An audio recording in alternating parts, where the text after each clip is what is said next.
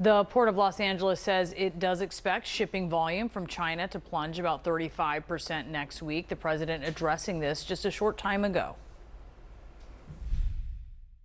You know, they're sending boats, the biggest boats in the world, carrying cargo like nobody's ever seen before. These are the biggest boats in the world, biggest cargo ships in the world. And they're coming and they're turning around in the Pacific Ocean. They're doing a big U-turn and going back because they don't want the goods because 145% tariff. But at a certain point, I hope we're going to make a deal with China. We're talking to China. And we're joined now by the official who gave that warning about the dip in containers coming into the port, Gene Soroka, the executive director of the Port of Los Angeles. Gene, thanks for being with us. Can you just explain to us why you're expecting port volume to shrink more than 35% next week? Is this all tariff related? Is it all China, or is it other countries too?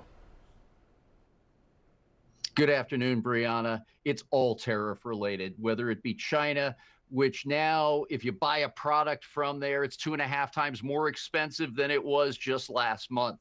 The 10% tariffs on all other countries, including those in the Pacific Rim that we trade with, are also expensive. So we saw some big companies bring inventory in over the last 9 months to try to build up stock. Not everyone had the ability to do that and store. Those small to middle-sized companies are really in a quandary right now.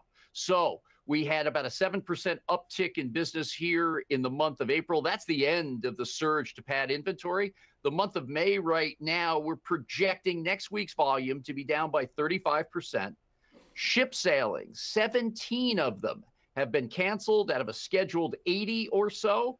That shows that the drop will be precipitous and fast. And I think you handle more container ships than any other port, right? So how long is this sustainable for port workers there in LA?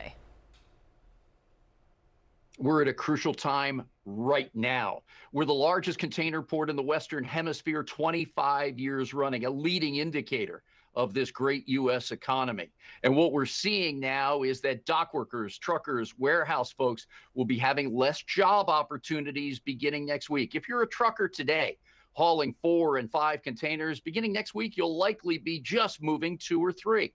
Dock workers who've been getting overtime, working double shifts, will likely work less than a full work week. This will hit our local and regional economy immediately. Gene, talk to consumers who obviously rely on these products coming in about what kind of products you're talking about, how this might compare to some of the shipping disruptions that they became familiar with during COVID. Wherever you're watching or listening to this broadcast right now, likely you're looking or wearing at something that was brought in from overseas. 90% of trade moves on water, 45% of our business here at the Port of Los Angeles is with China, whether it be furniture, electronics, appliances, clothing, and footwear. The American consumer will be affected with less choice here in the weeks ahead on store shelves and online buying platforms, and likely prices will rise. These tariffs will be passed on in cost structure to the American consumer. And there's a lot of talk right now by the Trump administration trying to create a sense of optimism that they're moving in the right direction towards coming to a deal with China. But until then, these tariffs, these 145% tariffs are still in place. Will shipping only rebound if there is an agreement that actually drops or largely drops the tariffs to something manageable? That's my belief, Brianna. I worked in China for a number of years, maintained strong ties to the business community there. I'm on the phone with folks I trade with every night when I get out of the office or off the road into my hotel room. And what they're telling me is that even if a trade deal was reached at this very moment, it would take the shipping lines approximately 2 weeks to reposition their vessels and start loading up the backlog of inventory and container cargo, and then another 2 weeks to come across the Pacific here to Los Angeles. That's a month that we'll see to get this trade balance back in motion as we're used to seeing it. And Gene, obviously it takes longer to get products on container ships to the East Coast. You're closer to when you're talking about Chinese products specifically. When are we on the East Coast going to start seeing a similar trend at ports here? The impacts that we on the West Coast see usually lag by about 4 to 6 weeks on the East Coast, just because of transit time and order delivery processes. The same will be coming towards our friends up and down the Atlantic and across the Gulf Coast. All right, we'll be looking to see how that does time out. Gene Soroka, thank you so much. Really appreciate your time today. During an interview that aired last night, President Trump was asked about the impact that his tariffs could have on his supporters. Here's what he said. People are worried, even some people who voted for you saying, I didn't sign up for this. So how do you answer those concerns? Well, they did sign up for it, actually, and this is what I campaigned on. With us now is Mark Short. He served as the director of White House Legislative Affairs under President Trump. He's also former Vice President Mike Pence's chief of staff.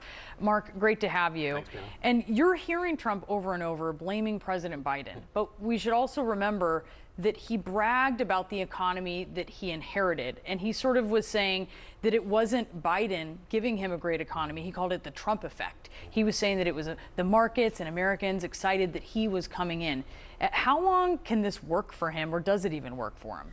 Well, I think he's actually pretty good at being able to shift blame. I think the reality was that the markets rallied after his election lead into his inauguration day because they wanted to see a continuation of his first administration policies, which I think were really successful in deregulating the economy and cutting taxes. I think today's economic reports and data are pretty devastating, and I think only Baghdad Bob and Peter Navarro could explain this as positive news. I think it's terrible to see not just the GDP declining, but prices are going up. You're seeing stagflation for the first time since the Jimmy Carter era. And so I'm sure there's a desire in the administration to put this blame on somebody else, but I think that I think it's clearly a result of the trade policy. I think a lot of people want to see him go back to the first administration policies of deregulation and lower taxes. Has he squandered his goodwill that he came in on? No, I think he has enormous goodwill. I think he has enormous loyalty and support among his followers. I think one of the challenges, though, also, Brianna, is like, even if you agree with the trade agenda, I think it's been difficult to understand their simple explanation. Is this because of fentanyl? Is this because we're trying to lower trade barriers? Is this because we don't like trade deficits with other countries? It seems like the narrative continues to shift as the explanation for this. And so I think if there was a clear explanation, say, here's the pain we're going to ask you to go through in order to get to this result, that people would stay with him longer. But I think he still has enormous loyalty among his supporters. There has been a refrain that we've heard from some administration officials, and now it seems we're hearing it from Trump, like, you don't need these cheap Chinese goods, right? He was asked about whether he'd spoken to President Xi. He dodged that, and he instead tried to stress economic difficulties that China's having because of the tariffs. And he said instead they have ships loaded up with stuff, much of which we don't need.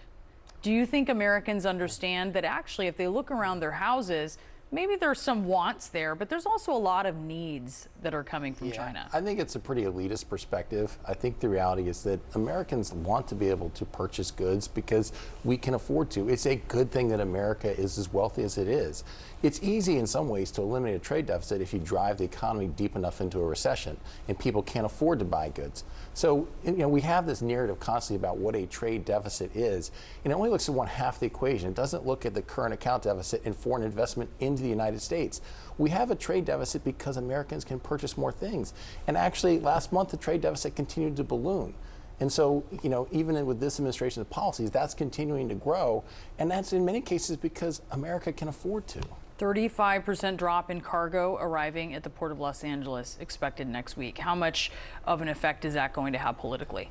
I think it's going to be a huge effect in a couple of weeks, Brianna. I think that, right now you're hearing the numbers, you're seeing the numbers, you're seeing consumer confidence go down 5 months in a row. But if there's actually shortages of supply in grocery stores and other department stores, I think that's going to have a much different impact on voters.